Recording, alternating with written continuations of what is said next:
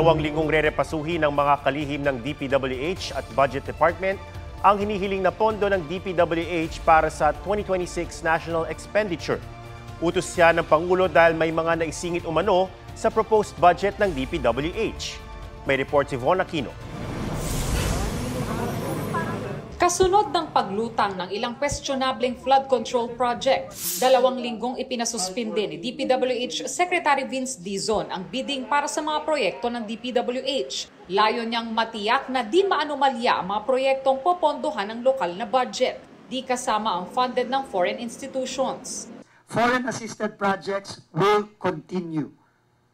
Kasi yon, kampante tayo na maayos yon dahil nakabantay ang ating mga advisors, ang ating mga foreign funders doon. Yung mga nabid na-award na kailangan yon, babantayan natin. At hindi tayo papayag ng ghost, hindi tayo papayag ng substandard. Pinarerepaso naman ni Pangulong Marcos ang hinihinging budget ng Department of Public Works and Highways o DPWH para sa taong 2026. Meron pa rin daw umanong naisingit sa 880 billion pesos na proposed DPWH budget. Kasunod niya, nagkasundo sina DPWH Secretary Vince Dizon at Budget Secretary Amenah Pangandaman na sa susunod na 2 linggo ay uupuan nila ang budget ng DPWH sa 2026 National Expenditure Program o NEP. Dun sa 2 linggo, kung merong kailangan baguhin, palitan, tanggalin, isasubmit ng department. Kung completed na, kung di tatanggalin natin. Kung doble ang entry, o di tatanggalin natin yung isa. 15,000 projects na nakapaloob sa NEP ang kanila raw iisa-isahin. Balak ng 2 kalihim na gamitin ang teknolohiya para mas madaling matukoy ang mga questionableng item. Dahil DPWH lang naman ang may problema, hindi na raw kailangang ibalik ang buong NEP sa Department of Budget and Management o DBM. Taliwas dyan ang tingin ng ilang kongresista.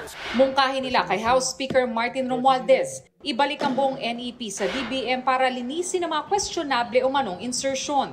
Ang problema namin talaga is ayaw namin tanggapin itong basurang trabaho, no? Tapos kami na naman ang masisisi. If we don't touch it, parang complicit na kami sa lahat ng kalokohan. Kung makita at ituro nila, ito ang mga executive insertions na hindi nararapat at hindi sang-ayon sa kumpas ng presidente, then that will be the time that Congress can efficiently exercise or oversight powers. Handa raw ang mga kongresista na kanselahin ang break nila sa October 10 hanggang November 11 para maipasa sa tamang panahon ng 2026 NEP.